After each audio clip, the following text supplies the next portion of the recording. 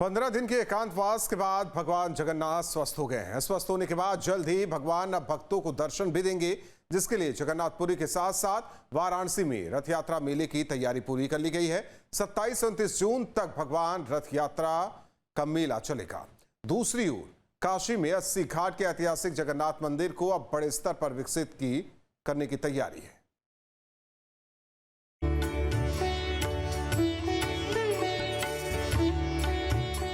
जगत के पालनहार भगवान जगन्नाथ की महिमा भी अपरंपार है। गंगा दशहरा पर ज्यादा स्नान करने के बाद भगवान अस्वस्थ हुए। 15 दिनों तक एकांतवास में रहने और काढ़ा के सेवन के बाद भगवान जगन्नाथ, बहन सुभद्रा और बड़े भाई बलदाऊ स्वस्थ हो गए हैं और जल्द ही भक्तों को दर्शन भी देंगे। जी, ये सुनने में आता है कि जो इस प्रसाद का सेवन करता है वो स्वास्थ्य लाभ को प्राप्त करता है। अनेक बीमारियां भी इससे ठीक होती हैं।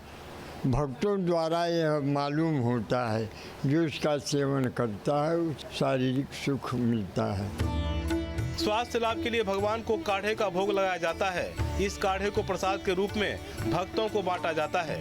मान्यता है कि इस काढ़े को जो पीता है उसके असाध्य रोग भी ठीक हो जाते हैं और वो हमेशा स्वस्थ रहता है। और इसके पीछे एक और छोटी सी घटना है। माधवदास भक्त, उनको कोई असाध्य रोग हुआ तो भगवान ने उसको आशीर्वाद दिया और उनका रोग अपने में ले लिया, तो स्वयं अस्वस्थ हो गए और माधवदास को स्वस्थ किए।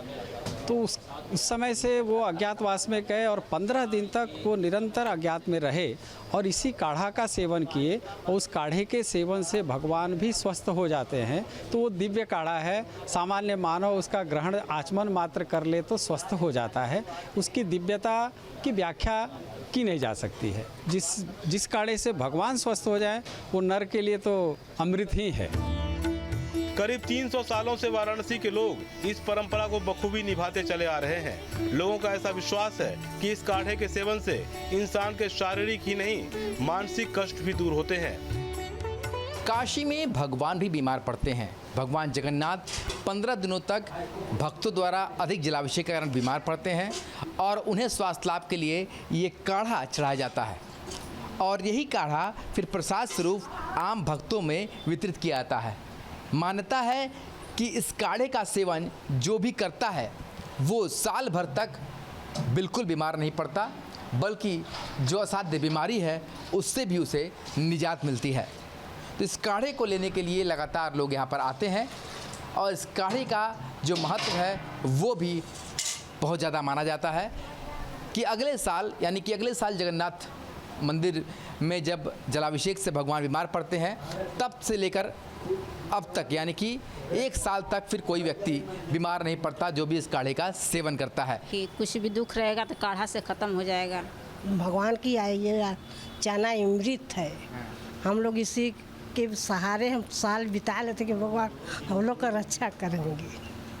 तो जिस काढ़े को पी कर के भगवान भी स्वस्थ लाभ करते हैं, इसीलिए भक्त भी मानते हैं कि अगर वो काढ़ा हम ग्रहण कर लें तो भगवान के आशीर्वाद स्वरूप हम भी कभी बीमार नहीं पड़ेंगे। तो ये महिमा है भगवान जगन्नाथ की, जो भगवान शिव की नगरी काशी में इस समय देखने को मिल रही है। वैसे तो जगन्नाथ रथ यात्रा का मुख्य आयोजन पुरी में होता है, लेकिन काशी के रथ यात्रा मेला की मान्यता भी सदियों पुरानी है। रथ यात्रा से ही काशी में मेलों के मौसम की शुरुआत होती है। काशी के इस लखा मेले को भव्य बनाने की पूरी तैयारी कर ली गई है। 27 से 29 जून तक चलने वाली रथ यात्रा मेला के लिए रूट डायवर्जन भी किए गए हैं। लखा मेले की बात होती है काशी में, तो आज भगवान जगन्नाथ की मेले से इस लखा मेले की शुरुआत होती है। पिछले कुछ सालों में हम लोगों ने देखा था कि लखा मेले को लेकर के लगातार बात उठी थी कि बहुत सारे ऐसे मेले हैं जहां पर लाखों की भीड़ मानी जाती थी पर हुई नहीं। इस बार किस तरीके से उस परंपरा को जोर शोर से आगे बढ़ाया जाए, इसलिए आप लोग और कोशिश कर रहे हैं। हाँ बिल्कुल, ये परंपरा चूँकि कुछ कालखंडों में थोड़ा सा निर्जीवता आ गई थी, लेकिन हमको लगता है सनातन के लिए सबसे दिव्य काल है और सनातन का उत्थान होना निश्चित है, जिसमें जगन्नाथ जी की रथ यात्रा भव्य होगी। उनका दर्शन पूजन, उनके प्रति लोगों की आस्था धर्म के प्रति दृढ़ता बढ़ती जा रही है। उससे उम्मीद है कि पूरे देश के युवा राष्ट्र निर्माण के लिए, धर्म के प्रति, सनातन धर्म के लिए जरूर बढ़ चढ़ के हिस्सा लेंगे और ये दिव्य होगा और भव्य होगा। उधर दूसरी ओर मंदिर ट्रस्ट अब 80 के जगन्नाथ मंदिर का जीर्णोद्धार करने की योजना पर भी काम कर रहा है। जगन्नाथ मंदिर ट्रस्ट के सदस्य ने बताया कि इसकी कार्य योजना तैयार की जा रही है। जल्द ही मंदिर को और भव्य बनाने के लिए काम शुरू कर दिया जाएगा।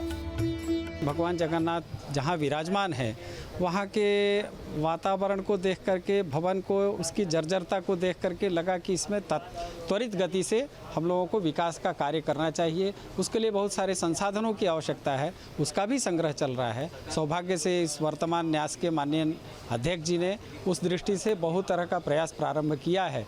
वहाँ बटुक रहें, अर्चक रहें, राग भोग हो, भगवान का पूजन हो, भगवान का भोग लगे, मंदिर का परिसर दिव्य हो, वहाँ एक आध्यात्मिक वातावरण हो और एक भव्य दिव्य स्वरूप में भगवान विराजमान हो, इसके लिए भी प्रयास चल रहा है। और भी अर्चक और पुजारी बटुक वहाँ रखे जाएंगे, उसका इंतजाम हो रहा है कि उनकी हर समय आरती और हर समय उनका पूजन सब पूरे अच्छे तरीके से होता रहे, इसकी सारी व्यवस्था हो रही है। और जीर्णोद्धार के लिए भी हम लोग एक रोड मैप तैयार किए हैं और रथ यात्रा के मेले के बाद, खाली होने के बाद उसी पे फिर काम होगा। यानी अब वो दिन भी दूर नहीं जब सदियों पुरानी वाराणसी का अति प्राचीन जगन्नाथ मंदिर भव्य और दिव्य रूप में भी नजर आएगा। Team news state. जहां भक्ति है हर शब्द में, कथाओं में छुपे हैं दिव्य रहस्य और ज्योतिष देता है जीवन को दिशा। धर्म से जुड़ी हर बातों को जानने के लिए हमारे चैनल स्तुति को सब्सक्राइब करें।